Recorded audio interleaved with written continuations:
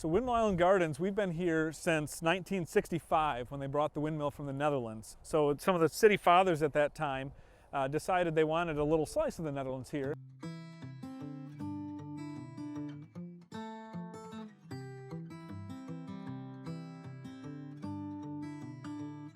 Netherlands has 12 provinces, so we have all the flags here, and it's actually really neat because even some of our Dutch visitors have never seen all those provincial flags together. But it's neat because people will see, who are from the Netherlands, they'll see like my grandfather's from Groningen, his flag is right up behind the building here, so people will identify their province, and it's just a nice little slice. I know the decline side of the family, they immigrated to this area back at very early, like in the 1800s, that component. Early settlers were a lot from the eastern part of the Netherlands, and the settlers that came later, like my family, they were from the northern and southern parts. Right. But a lot of working class people came here. So. Right, and the Victory side of this family, they immigrated quite early too, so our presence been here for six generations plus. Yep. I have family from a lot of different parts in the Netherlands. My great-grandfather was the last to come over. The clothing is actually not that bad, and I still wear the wooden shoes. That's one of our biggest questions is, are these wooden shoes comfortable? They're not uncomfortable. You just have to get used to them for about a day, and then they're great. They went to the Netherlands and tried to find one, and they found actually an old broken down windmill. So they allowed us to buy that, and we were the last one. There's only two in the Western Hemisphere, ours, and there's one down in Aruba.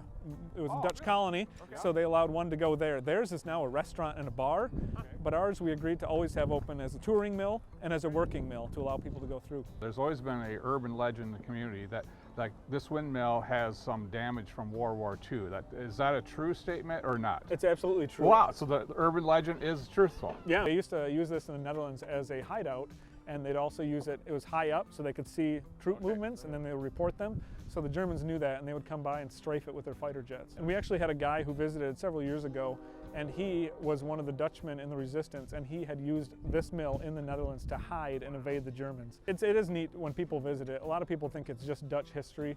Engineers absolutely love this machine. It's a big machine. Agriculture people love it. It tells a story about farming, turning that into food. We can talk to people about history, about Dutch culture, really any kind of interest, we can tie it in somehow here. So some people always ask, when's your peak bloom or the most bloom? I call it a cascade of color over 3 or 4 weeks. We never have 100% tulips. We have earlies, lates, and mids, and anytime really in late May, or late April, early May, there's always good color to be seen. We get people from all over Michigan, Indiana, Illinois, Ohio. We were getting calls this week from Mississippi and Alabama, so we just warned them to bring a jacket. It's going to be a little chilly.